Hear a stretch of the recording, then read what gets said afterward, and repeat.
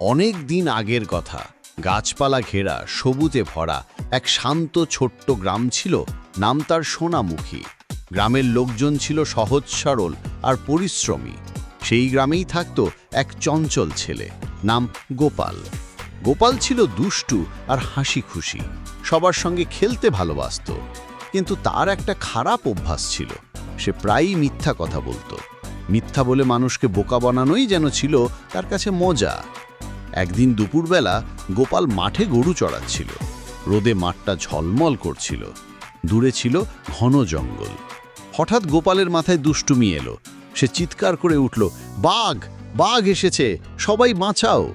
তার চিৎকার শুনে গ্রামের লোকজন ছুটে এলো, লাঠি, বাঁশ আর কোদাল হাতে।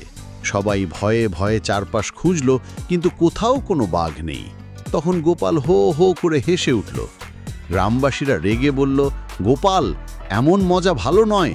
আবার যদি মিথ্যা বলিস, তোর ডাকে আর কেউ আসবে না। কিন্তু গোপাল তাদের কথায় কান দিল না। কিছুক্ষণ পর আবার সে চিৎকার শুরু করল, বাঘ এসেছে, বাঘ এসেছে। আবার গ্রামের লোক ছুটে এলো, কিন্তু এবারও বাঘ নেই। সবাই খুব রেগে গিয়ে বলল, এবার যদি মিথ্যা বলিস, আমরা আর তোর ডাকে কখনো আসব না। বিকেল গড়িয়ে গেল। হঠাৎ সত্যি সত্যি জঙ্গলের ভেতর থেকে এক আসল বাঘ বেরিয়ে এলো। বাঘটা গর্জন করতে করতে গরুর দিকে এগিয়ে এলো। বড় বড় দাঁত, আগুনের মতো চোখ। দেখেই গোপালের শরীর কেঁপে উঠল। সে ভয়ে কাঁপতে কাঁপতে প্রাণপণে চিৎকার করতে লাগলো, বাঁচাও, বাঁচাও, সত্যি সত্যি বাঘ এসেছে। কিন্তু এবার কেউ তার কথা বিশ্বাস করল না। গ্রামবাসীরা ভেবেছিল গোপাল আবার মিথ্যা করছে, তাই আর কেউ দৌড়ে এলো না। একলা মাঠে দাঁড়িয়ে গোপাল দেখল বাঘ গরুগুলোর উপর ঝাঁপিয়ে পড়েছে। তার চোখে জল এসে গেল, বুক ক্যাপে উঠল ভয়ে আর অনুতাপে। পরদিন সকালে গোপাল কান্না ভেজা চোখে গ্রামের লোকদের সামনে দাঁড়িয়ে বলল, আমার দোষ হয়েছে, আমি আর কখনো মিথ্যা বলবো না।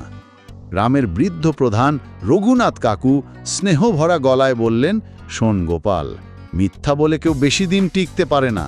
মিথ্যা মানুষকে একদিন বিশ্বাসহীন করে তোলে, কিন্তু যে সত্য কথা বলে তার পাশে সবাই থাকে। সেদিন থেকে গোপাল শপথ নিল সে আর কখনো মিথ্যা বলবে না, আর গ্রামবাসীরা আবার তাকে ভালোবাসতে শুরু করল। শিক্ষা: মিথ্যা মানুষকে বিশ্বাসহীন করে তোলে আর সত্যি মানুষকে সম্মান ও ভালোবাসা এনে দেয়।